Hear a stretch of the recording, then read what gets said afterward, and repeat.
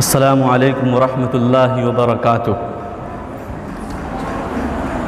الحمد للہ علی نعمائہ الشاملہ وآلائہ الکاملہ محمد المصطفیٰ وعلی آلہ المجتبى واصحابہ البررہ، اما بعد، قال اللہ عز وجل فی کلامہ العزیز: اعوذ باللہ من الشیطان الرجیم، بسم اللہ الرحمن الرحیم، انا انزلناہ فی لیلۃ القدر وما ادراک ما لیلۃ القدر لیلۃ القدر خیر من الف شہر الی آخر الرکوع۔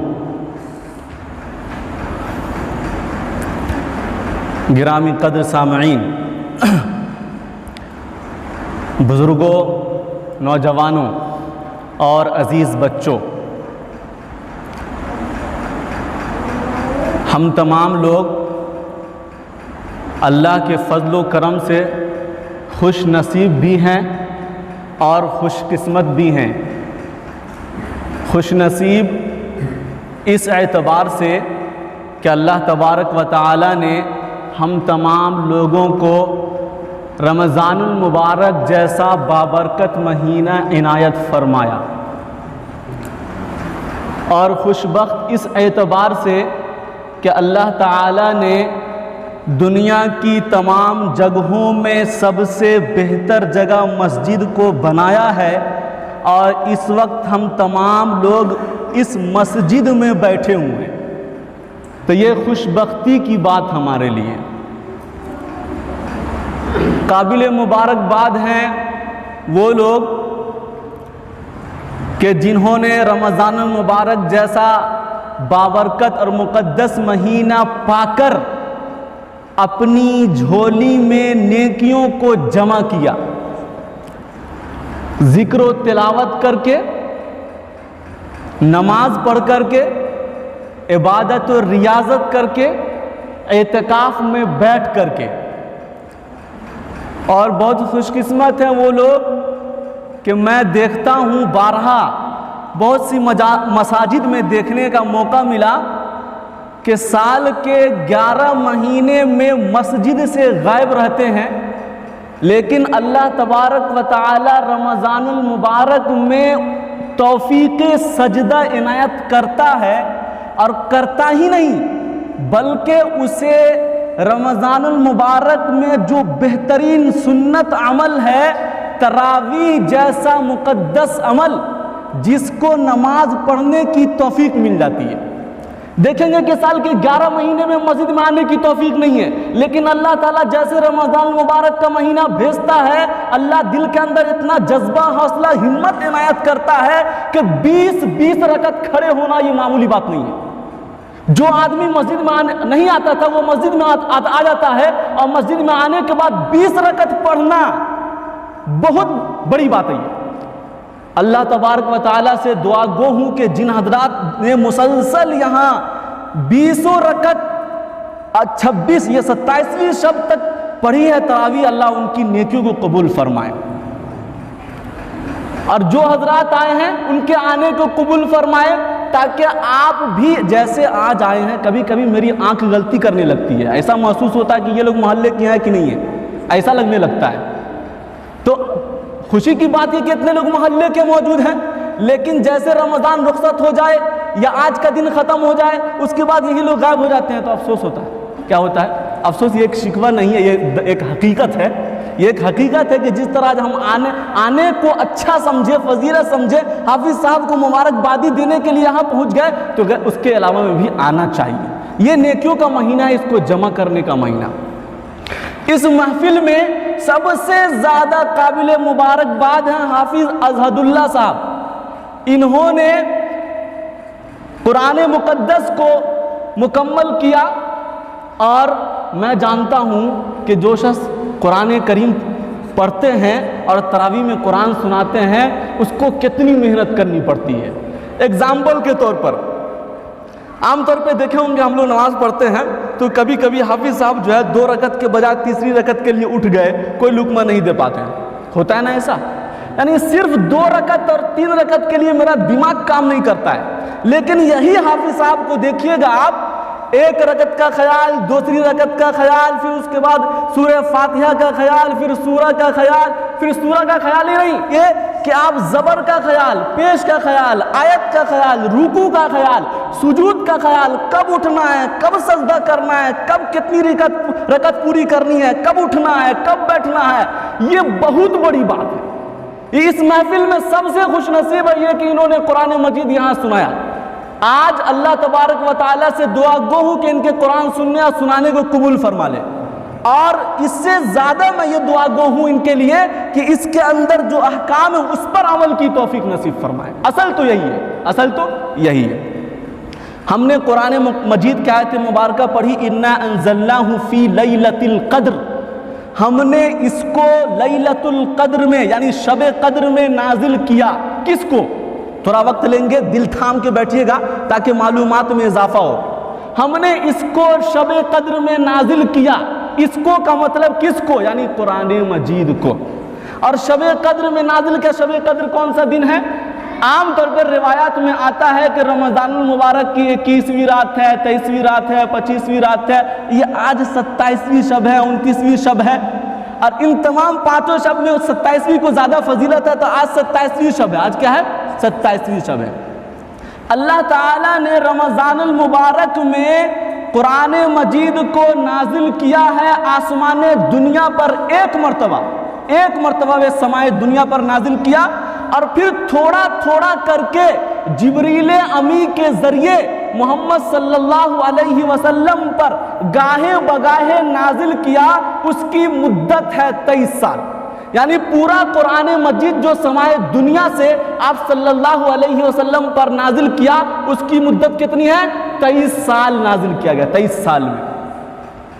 اب یہ نازل کیا گیا تو اِنَّا أَنزَلْنَاهُ فِي لَيْلَةِ الْقَدْرِ لَيْلَةُ الْقَدْرِ خَيْرٌ مِّنْ أَلْفِ شَهْرٍ۔ اب یہ 27ویں شب یا شب قدر جس رات میں ہو جائے، یہ طاق رات جو ہے، اس میں کہا گیا کہ تمام راتوں میں سب سے بہتر رات شب قدر ہے۔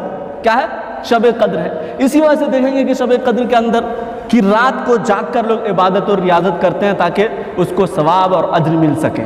رمضان میں بھیڑ اس بنا پر بھی ہوتی ہے کہ شیطان قید کر دی جاتے ہیں، اور یہ نیکیوں کو جمع کرنے کا مہینہ ہے۔ ایک نیکی کا ثواب 70 گنا ہے، ایک نیکی کا ثواب۔ کوئی نفل پڑھتا ہے تو اس کا ثواب فرض کے برابر، اور کوئی فرض پڑھتا ہے تو اس کا ثواب 70 فرض کے برابر، یعنی یہ نیکیوں کا میلہ ہے۔ رمضان المبارک کیا ہے؟ نیکیوں کا میلہ ہے۔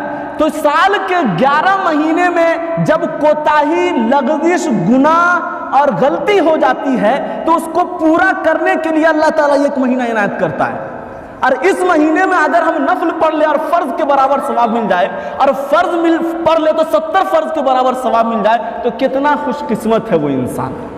اچھا مولانا نماز تو پڑھتے لیکن ملتا کچھ نہیں ہے، ملتا کچھ نہیں۔ ہر چیز کا بدلہ دنیا میں نہیں ہے، اللہ تعالیٰ پورا بدلہ آخرت میں دے گا، پورا بدلہ اللہ تعالیٰ آخرت میں دے گا۔ اسی بنا پر انسان جو یہاں عبادت اور ریاضت کرتا ہے، اور انصاف کا ترازو جو قائم ہوگا وہ اللہ میدان حشر میں، ایک دوسرے پر ظلم کرتا ہو سکتا ہے اسے انصاف یہاں نہیں مل پاتا ہے، نہیں دیتا، لیکن انصاف اللہ کے یہاں ضرور اس کے ملنا ہے۔ تو عبادت اور ریاضت کا جو پورا بدلہ ہے وہ اللہ ضرور دے گا۔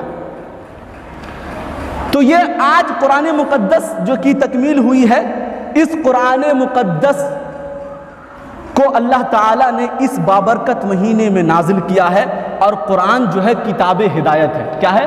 کتاب ہدایت۔ یہ گائیڈ بک ہے۔ گائیڈ بک کہتے ہیں کہ ایک ایسی کتاب جو آپ کو راستہ دکھائے گی، سیدھے راستہ، اور آپ کو غلط راستے کی رہنمائی کرے گی۔ لیکن افسوس کی بات ہے امت مسلمہ کے تمام افراد کے لیے کہ جو گائیڈ بک، جو کتاب ہدایت اللہ تعالیٰ نے امت مسلمہ کے لیے بھیجا ہے، اس کو وہ سمجھتا نہیں ہے۔ اللہ تعالیٰ نے اس گائیڈ بک کو جو ہدایت نامہ اس مہینے میں بھیجا اور امت مسلمہ کے لیے بھیجا، حیرانی کی بات ہے کہ ہم مسجد میں آتے ہیں اور فرض نماز پڑھتے ہیں، نفل نماز پڑھتے ہیں، اور فرض نمازوں کی تعداد کو آپ جوڑیے گا تو کل تعداد 17 رکعت ہے۔ کتنا ہے؟ 17 رکعت۔ انسان 17 رکعت میں تنہا فرض نماز پڑھتا ہے تو 17 مرتبہ سورہ فاتحہ پڑھتا ہے، اور 17 مرتبہ کہتا ہے اہدنا الصراط المستقیم۔ یعنی اے اللہ مجھے سیدھے راستے پر چلا. تو مسجد میں کہتا ہے سیدھے راستے پر چلا, مسجد کے باہر جاتا ہے تو غیروں کے راستے پر چلتا ہے. اسی سورہ فاتحہ میں کہتا ہے ایاک نعبد, اے اللہ تعالیٰ ہم تیری ہی عبادت کرتے ہیں. مسجد میں رہتے ہیں تو ہم تیری ہی عبادت کرتے ہیں, باہر جاتے ہیں تو غیر اللہ کی عبادت شامل ہو جاتی ہے. ایاک نعبد و ایاک نستعین, اس سورہ فاتحہ کے اندر ایک پیغام ہے کہ ہم تجھ ہی سے مدد طلب کرتے ہیں. تو مسجد میں کہتے ہیں ہم تجھ ہی سے مدد طلب کرتے ہیں, لیکن باہر جا کر جب ہم مصیبت میں مبتلا ہوتا ہے تو مردے سے جا کر اپنی مصیبت مانگتے ہیں اور طلب کرتے ہیں. یہ افسوس کی بات ہے کہ قرآن ہم سے مخاطب ہے. نماز جب ہم پڑھتے ہیں, سورہ فاتحہ پڑھتے ہیں, کوئی سورہ پڑھتے ہیں, تو اس میں اللہ تعالی ہم سے کلام کرتا ہے, یعنی ہم سے اللہ تعالیٰ بات کرتا ہے. اور جب ہم سورہ فاتحہ پڑھتے ہیں تو ہم اللہ تعالیٰ سے بھی بات کرتے ہیں. یہ بات نہیں کرتا اہدنا الصراط المستقیم, بات ہی تو ہے اے اللہ ہمیں سیدھے راستے پر چلا. لیکن اس امت مسلمہ کے لیے بدبختی کہہ لیجئے کہ ہم کیا بات کر رہے ہیں وہ پتہ نہیں, اور اللہ ہم سے کیا بات کر رہا ہے وہ بھی پتہ نہیں ہے. کہ نہیں ہے؟ کوئی سورہ پڑھ لیجئے آپ, سورہ فاتحہ پڑھ لیں, یہاں پہ سے جتنے لوگ ہیں چند ہی لوگ کو اس کا معنی پتہ ہے, چند ہی لوگ کو, معدود الا ماشاء اللہ نکلیں گے جن کو سورہ فاتحہ کا معنی یاد ہو. اور پھر اس کے اندر ہم کیا اللہ تعالیٰ سے بات کرتے ہیں اور اللہ ہم سے کیا بات کرتا ہے وہ پتہ نہیں ہوتا ہے. تو یہ افسوس کی بات ہے. قرآن مقدس جیسا بابرکت کتاب جو تمام آسمانی صحیفے اور کتابوں میں سب سے افضل اور سب سے افضل مہینے میں اور سب سے افضل نبی پر نازل کیا گیا, اس کو ہم پڑھتے ہیں. ایک تو پڑھتے نہیں, اب پڑھتے ہیں تو سمجھنے کی کوشش نہیں کرتے. اگر سمجھ لیتے ہیں تو پھر عمل کی توفیق نہیں ہوتی ہے.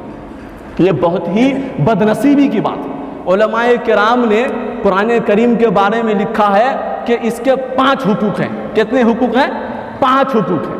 اس 5 حقوق پر امت مسلمہ کے ہر فرد کو چاہیے کہ اس کو اپنی زندگی میں نافذ کرنا ضروری ہے. نمبر 1, غور سے سنیے گا, 5 حقوق میں قرآن کریم کے 5 حقوق کیا ہیں؟ ان میں سے نمبر 1 قرآن کریم پر ایمان لانا.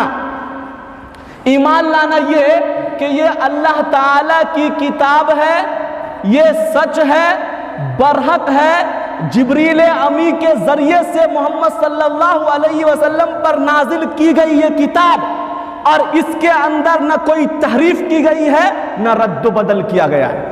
ایک بات, ایک حقوق قرآن کریم کا یہ ہے. ہم سمجھتے ہیں یہاں پہ جتنے لوگ بیٹھے ہوئے ہیں تمام لوگوں کا اس پر عمل ہے کہ ہم مانتے ہیں کہ یہ اللہ تعالیٰ کی کتاب ہے, برحق ہے, سچ ہے, اس میں کوئی تبدیلی نہیں ہے. ایک پہلا حق ہے. دوسرا حق ہے قرآن کریم کا پڑھنا. ہم میں سے یہاں پر بہت سے لوگ بیٹھے ہوئے ہیں, کچھ پڑھتے ہیں کچھ نہیں پڑھتے ہیں. تو دوسرا حق علماء کرام نے فرمایا ہر امت مسلمہ کے فرد کو ضروری سمجھنا چاہیے قرآن کریم کی تلاوت کرنا. قرآن کریم سمجھ میں آئے یا نہ آئے, قرآن کریم کی تلاوت سے اس کا ثواب ملتا ہے. ہر ایک نیکی کے, ہر ایک حرف کے بدلے 10 نیکی ملتی ہے. تو یہ دوسرا کام جو ہے قرآن کریم کا پڑھنا, اس کو لازم سمجھیے. اس کو کیا کرنا ہے؟ لازم سمجھنا. یہ دوسرا حق ہے قرآن کریم کا. جیسے ہم بولتے ہیں نا میرا حق ہے میرے بیٹے پر, میرا حق ہے میری زمین پر, کوئی لے سکتا ہے؟ نہیں لے سکتا. میرا حق فلاں پر. تو قرآن کریم کا حق ہے, اس کو کون پورا کرے گا؟ ہم لوگوں کے لیے آیا. تو دوسرا حق کیا ہے؟ پڑھنا. تیسرا حق قرآن کریم کا ہے غور و خوض کرنا, یعنی پڑھ تو لیے. ہم نے کہا اہدنا الصراط المستقیم, کیا بھائی یہ پرندے کا تو نام نہیں ہے, یہ کس چڑیا کا نام ہے, کوئی بلا مصیبت تو نہیں ہے, پتہ تو چلنا چاہیے نا کہ کیا ہے. گاڑی چلا رہا پتہ چلتا بریک کا ایکسیلیٹر کہاں ہے, گیئر کا ہے, تب تو چلا پاتے ہیں نا صحیح سے, ورنہ ایکسیڈنٹ کا ہونے کا خطرہ ہے نا. اسی طریقے سے قرآن میں پڑھ رہے پتہ ہی نہیں چل رہا کیا اہدنا الصراط المستقیم ایاک نعبد و ایاک, پتہ ہی نہیں چل رہا. یہ تیسرا حق ہے قرآن کریم کا, اس کو سمجھنا. تو اس کو بھی لازم سمجھنا چاہیے کہ غور و خوض کر اس کو پڑھیں, اس کو سمجھیں. سمجھنے کے بعد اس پر عمل کرنا, یہ چوتھا حق ہے. قرآن کریم کا چوتھا حق ہے سمجھنے کے بعد اس کے اندر جو احکام ہیں اس کو زندگی میں نافذ کرنا. جتنے متقدمین میں صحابہ کرام گزرے ہیں, تبع تابعین گزرے ہیں, انہوں نے جو جنگیں لڑی ہیں, جو ان کو کامیابی ملی, فتح ملی, تو اس سے سبق حاصل کرنا ہے، اور اس کے اندر جن جن قوموں کو شکست کا سامنا کرنا پڑا، جن جن قوموں پر عذاب آیا، تو اس قرآن کریم کو سمجھ کر عبرت حاصل کرنا ہے۔ اس قوم کے ساتھ جو عذاب آیا، قوم لوط پر، قوم سمود پر، قوم عاد پر، ان لوگوں پر جو عذاب آیا ہے، تو اس عذاب کو سمجھ کر، پڑھ کر کے، پرکھ کر کے عبرت حاصل کرنا، یہ قرآن کریم کا چوتھا حق ہے۔ قرآن کریم کا پانچواں حق ہے اس کی تحفیظ یعنی حفاظت کرنا، تنفیذ یعنی نافذ کرنا۔ آپ عمل تو کر لیے، عمل کرنے کے بعد امر بالمعروف اور نہی عن المنکر کون کرے گا؟ یہ علماء کرام نے قرآن کریم کے 5 حقوق بتائے ہیں۔ اسی 5 حقوق کے بارے میں مشہور محدث علامہ ابن القیم رحمۃ اللہ علیہ نے فرمایا ہے کہ ان چیزوں پر انسان کو غور و خوض کرنا چاہیے، یہ عملی صورت میں اس کو اپنانا چاہیے، اور قرآن کریم کو اپنا جج یعنی اپنا فیصل، اپنا حاکم سمجھنا چاہیے۔ لیکن شاید ایک چیز ہم کو مل جا رہی ہے کہ ہم اس کو کیا بولتے ہیں، ایمان تو ہے، پڑھنے سے دور ہیں، عمل سے بھی دور ہیں، اور اس کو سمجھنے کی کوشش نہیں کرتے ہیں، اور اس کو نافذ کرنے کی کوشش نہیں کرتے ہیں، پھیلانے کی کوشش نہیں کرتے ہیں۔ قال الرسول ربی ان قوم اتخذوا هذا القرآن مہجورا، جس میں اللہ کے رسول صلی اللہ علیہ وسلم قیامت کے دن میدان محشر میں جب سب لوگ جمع ہوں گے تو اللہ کے رسول صلی اللہ علیہ وسلم شکایت کریں گے اپنی قوم کے بارے میں، یعنی ہم لوگوں کے بارے میں، کہ میری قوم نے میرے قرآن کو یعنی قرآن جیسی مقدس کتاب کو چھوڑ دیا۔ یہ شکایت کرنے والے اللہ کے رسول ہوں گے، اور جس کے متعلق یعنی مدعی، اس کو کہتے ہیں مدعی، دعویٰ کرنے والے، کیس کرنے والے، میدان محشر میں کیس کرنے والے اللہ کے رسول ہوں گے، اور جس کے خلاف کیس کیا جائے گا، جس کو مدعا علیہ کہتے ہیں، وہ ہم لوگ ہوں گے۔ اب بتائیے، جب اللہ کے دربار میں اللہ کے رسول مدعی بن کر کیس کریں گے اور ہم پر کیس کیا جائے گا، چہرہ دکھانے کے لائق ہوں گے؟ ہم میں سے کوئی شخص کا اگر اس نام میں، اس فہرست میں، اس لسٹ میں میرا نام آ جائے، اللہ کے نزدیک منہ دکھانے کے لائق نہیں ہوں، اللہ کے نزدیک ہماری بہت سخت گرفت ہو جائے گی۔ اور یہ ایسا ہو ہی نہیں سکتا کہ اللہ کے رسول کسی کے خلاف کیس کریں اور اللہ تعالیٰ اس کو قبول نہ کرے، یہ ہو نہیں سکتا ہے۔ اسی وجہ سے اللہ کے رسول نے فرمایا کہ اللہ تعالیٰ میری قوم نے مجھ کو چھوڑا، میرے قرآن جیسی کتاب کو چھوڑا ہے۔ تو یہ قرآن جیسی مقدس کتاب جو ہم پر نازل کی گئی ہے، ہم پر اتارا گیا، اس کو پڑھنا ہے، اس کو سمجھنا ہے، اس کو کوشش کرنا ہے اور پھیلانا ہے۔ پھیلانا اس طرح ہے کہ بدھسٹوں کو، جینیوں کو، عیسائیوں کو، یہودیوں کو، اب تو اپنے مسلمانوں کو تو چھوڑ دیجئے، غیروں کو تو چھوڑ دیجئے، مسلمانوں بھی تبلیغ نہیں کر پاتے قرآن کے، پتہ ہی نہیں ہے، پڑھنے کی کوشش نہیں کرتے۔ ارے مولانا عربی نہیں آتی، مولانا ہندی نہیں آتی، مولانا عربی نہیں آتی۔ مفسرین اور مورخین نے، لکھنے والوں نے تمام زبانوں میں لکھ دیا، مادری زبان میں بھی قرآن کو لکھ دیا، اس کی تفسیر لکھ دی ہے۔ پڑھنے والے کی کمی ہے، سمجھنے والے کی کمی ہے۔ قرآن جیسی گائیڈ بک کتاب کو چھوڑیں گے تو ذلیل ہوں گے، ہر جگہ تباہ و برباد ہوں گا، ہو رہا ہے۔ پھر شکوہ شکایت اور گلہ کیسا ہے؟